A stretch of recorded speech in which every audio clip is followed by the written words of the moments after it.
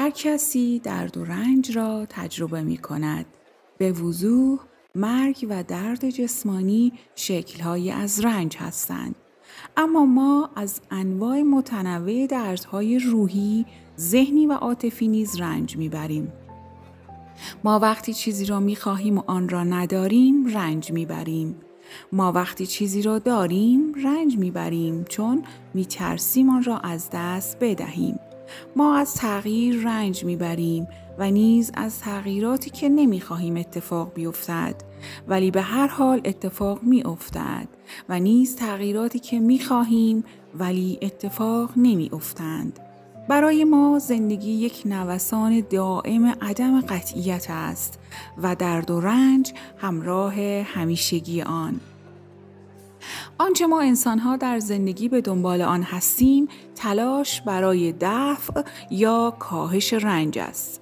در نهایت اگر با علت درد و رنج به طور مستقیم مواجه نشویم، نمی‌توانیم بر آن غلبه کنیم. این به خاطر قانون ساده طبیعت است، قانون علت و معلول.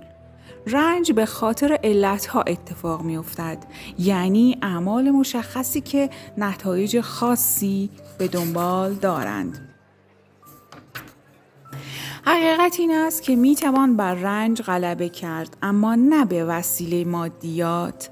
مهم نیست فرد چقدر ثروتمند یا مشهور باشد، به هر حال رنج میبرد و اغلب بیشتر از کسانی که فقیر هستند در رنج است. برای تغییر پدیده رنج فرد باید با نیروهای اصلی طبیعت کار کند. این نیروها به هیچ وجه تحت تاثیر اعتقادات، تمایلات و آرزوهای ما نیستند و آنها نیروهایی در طبیعت هستند و برای کار کردن با آنها فرد باید عمل کند. این کتاب در مورد عمل است، نه اعتقاد و تئوری. برای درک این کتاب شما باید آن را در زندگی روزمره به کار ببرید و با قوانینی که منحصر به آن باشد کار کنید تا از طریق تجربه شخصی دانشی را که انتقال داده می شود کسب نمایید. بدون تلاش بی‌وقفه برای تجربه این تعالیم در زندگی شخصی، این دانش چیزی نیست مگر یک خیال زودگذر و موقتی در ذهن که هیچ کاری برای بهبود روح شما ارائه نمی‌دهد. اما برای کسانی که تلاش لحظه به لحظه می‌کنند تا تجارب زندگیشان را آگاهانه تغییر دهند، درهای زیادی به سوی آنها خواهد گشود. آنها از تجربه یاد می‌گیرند که رنج می‌تواند به شادی و رضایت واقعی تبدیل شود. علت و معلول. روش نوین تفکر بر این است هر چیزی که وجود دارد دارای علتی است. این ایده اصلی پشت علم است، علیت یا رابطه بین علت و معلول. علت و معلول یک تئوری یا عقیده یا قانون نیست. به عنوان یک قانون مهم نیست شما آن را شنیده باشید، باورش کنید یا آن را نادیده بگیرید. همه چیز در مورد شما در معرض قانون علت و معلول است. قوانین هر چیزی را که وجود دارد مدیریت می کنند و هیچ قانونی اساسی تر از علت و معلول نیست. حتی جاذبه در مقایسه با علت و معلول یک قانون کوچک است. چند مایل بالاتر از سطح زمین جاذبه شروع به از بین رفتن می کند. با این حال علت و معلول چنین محدودیتی ندارد. هر چیزی که وجود دارد در هر سطحی آن را کنترل می کند. هر چیزی که وجود دارد به علت و معلول وابسته است. هیچ استثنایی وجود ندارد، اگرچه موارد زیادی هستند که ما قادر به درک علتهای خاص آن نیستیم. با این وجود قانون علت و معلول جهانی است. بر طبق همه سنت‌های باستانی ما، جهان در چرخه تولد و مرگ بالا و پایین می رود، همانگونه که روزها و شبها و فصلها را داریم. همه چیزها که وجود دارند از این چرخه عبور می کنند. در ترازوی جهان روزها و شبهای کیهانی وجود دارد.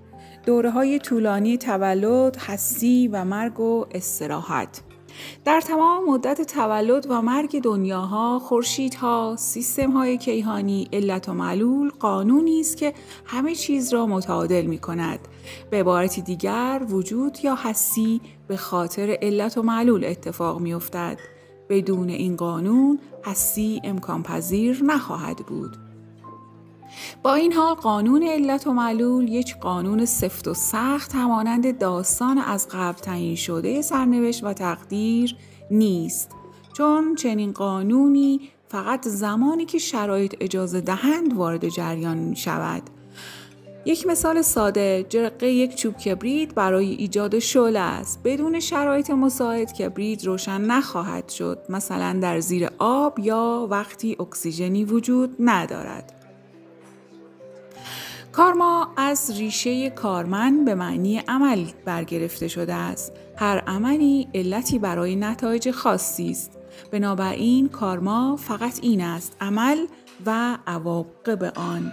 با درک این موضوع ما به طور طبیعی می‌بینیم اعمالی که نتایج مفیدی تولید می‌کنند درست به همان میزان کارمایی هستند که اعمالی با نتایج مضر.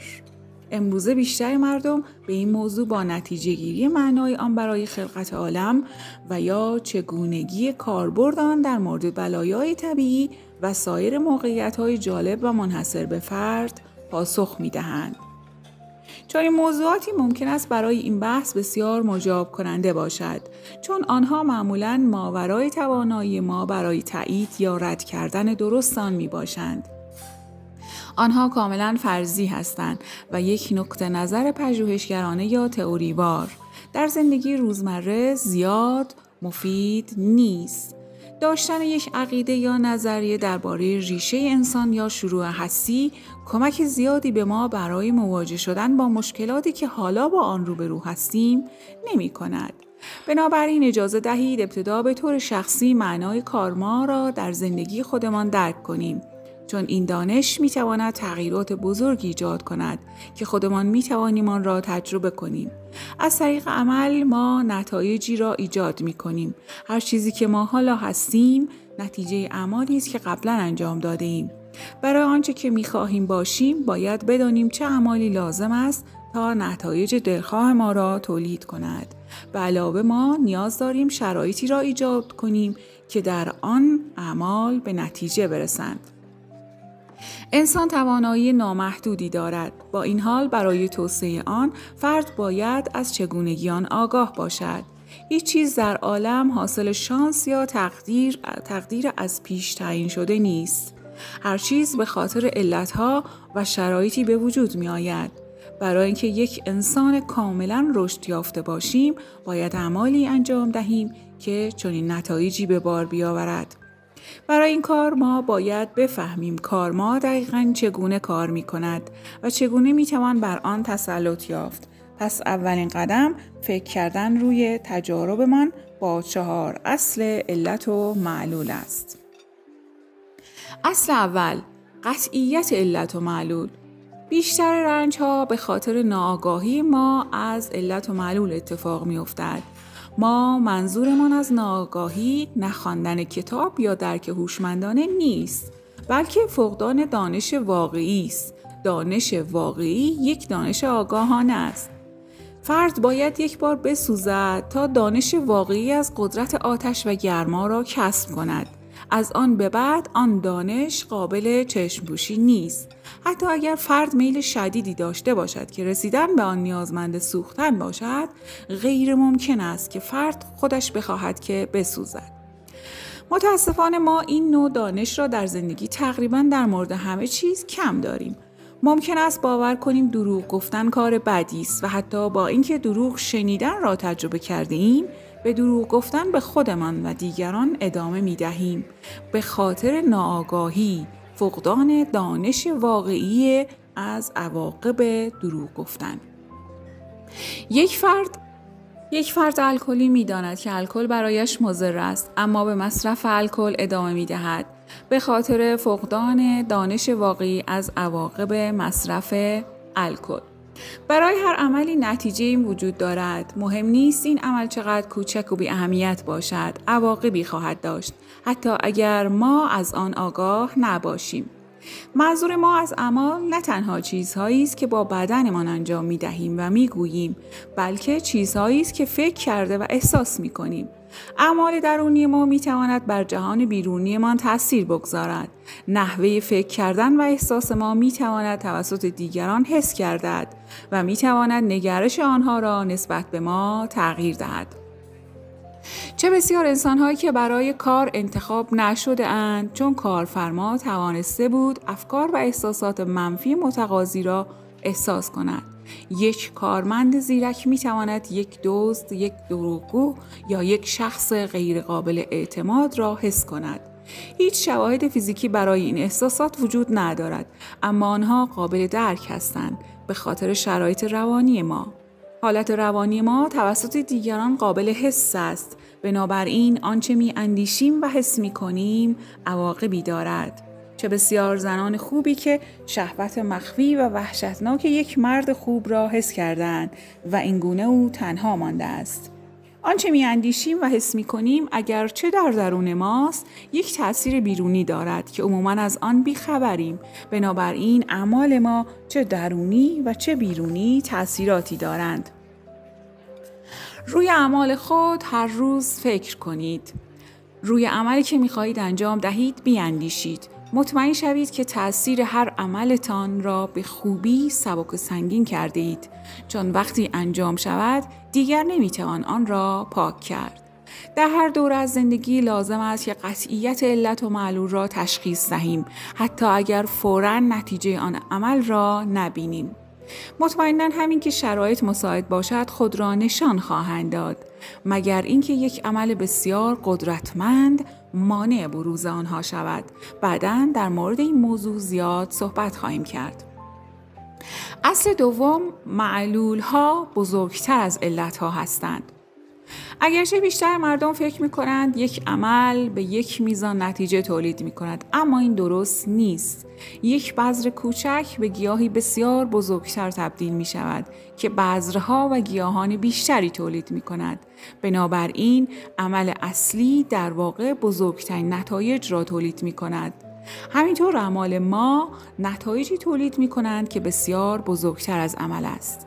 یک مثال بسیار ساده این است که سنگی را تصور کنید که به دریاچه‌ای انداخته می شود. بیشتر مردم علت و معلول را رابطه بین پرتاب و پاشیدن آب می دانند. اما وقتی دقیق تر شویم می بینیم چیز بیشتری رخ می دهد. انرژی لازم برای پرتاب سنگ نسبتاً کم است، اما اثر سنگ موجب پخش انرژی می شود که بسیار بزرگتر از انرژی صرف شده اولیه است. چرخش آب اما نتیجه اثر اولیه سنگ روی آب است. در یک دریاچه ساکن امواج می توانند تا یک مسافت بسیار طولانی کشیده شوند و یک دریاچه را دچار اختلال نمایند. نه تنها در سطح بلکه در عمق نیز. همچنین هر گونه ماهی، گیاه یا موجود دیگری که ممکن است بترسد و ناراحت شود. به علاوه چنین عملی فقط محدود به نتایج مادی نیست. صدا همچنین مسافت بسیار طولانی طی می‌کند و در محیط بیشتری تأثیر می‌گذارد. همینطور هر عملی که ما انجام می‌دهیم تأثیر خود را دارند که به بیرون و در درون جاری می‌شوند. هر عملی که انجام می‌دهیم از لحاظ روانی و به طور درونی ما را تحت تأثیر قرار می‌دهند. مشکلات بیشمار روانی در درون ما در اثر نتایج انباشته شده اعمال منفی است که ما در بیرون انجام دادیم، اما چون هرگز یاد نگرفتیم که به اعمالمان و تأثیر آنها توجه کنیم، ما عمیقاً از قدرت کامل اعمالمان بیخبریم. عواقب همیشه بزرگتر از عمل هستند. این برای اعمال مثبت و منفی صدق می‌کند. اگر ما بذر یک میوه مغذی را بکاریم، با این عمل ما می‌توانیم به مردم زیادی میوه بدهیم.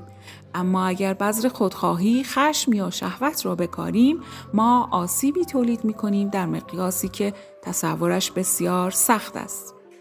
میزان بزرگی تاثیر اعمال به شرایط حول آن عمل بستگی دارد. کلمه‌ای که در تنهایی گفته می شود تاثیر زیادی ندارد، اما اگر همان کلمه در زمان و مکان درست گفته شود می تواند جهان را تغییر دهد.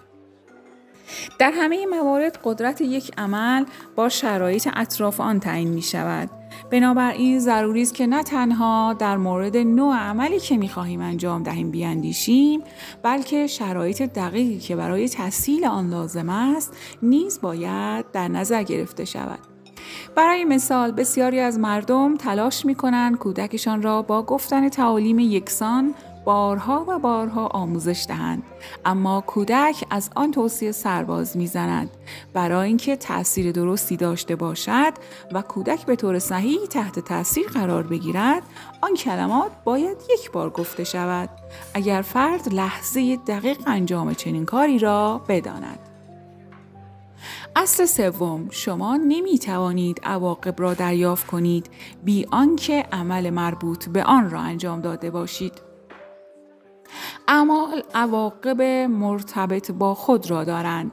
واضح است که در سطح فیزیکی برای اینکه تغذیه شوید باید غذا بخورید، برای زنده ماندن باید نفس بکشید، برای تمیز بودن باید به حمام بروید. به همین صورت برای داشتن بینش معنوی شما باید خودتان ببینید. هیچ کس دیگری نمیتواند این کار را بکند. هر چیزی در طبیعت بر طبق قوانین کار می کند. رشد معنوی ما نیز در معرض قوانین است. بسیاری از افراد عمیقاً هیپنوتیزم شدند با آرزوی به دست آوردن چیزی در ازای هیچ چیز.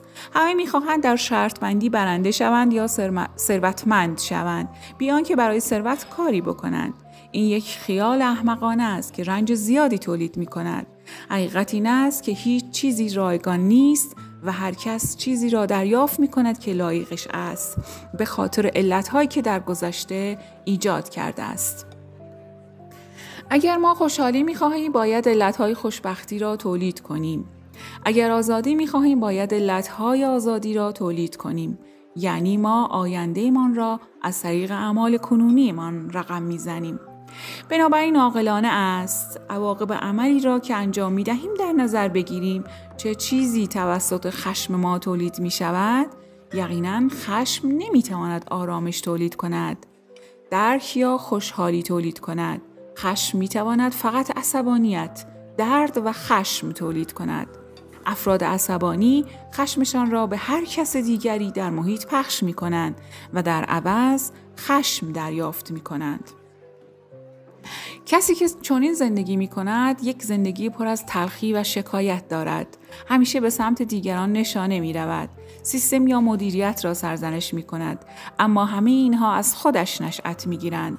مردم زیادی زندگیشان را این گونه سپری می کنند، چه با خشم دائمی، شهوت، حسادت یا با سایر خصوصیات مضر.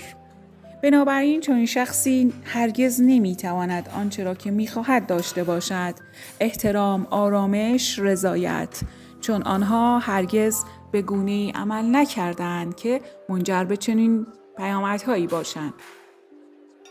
شما می‌دانید که این درست است. اگر به دیگران لبخند بزنی، آنها در پاسخ لبخند می‌زنند.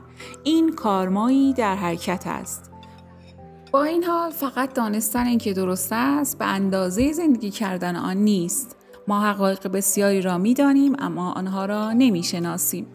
شناخت با اعمال خودمان ثابت می شود. اگر شما خواهان شرایط خاصی در زندگیتان هستید، باید اعمالی انجام دهید که آنها را بسازد.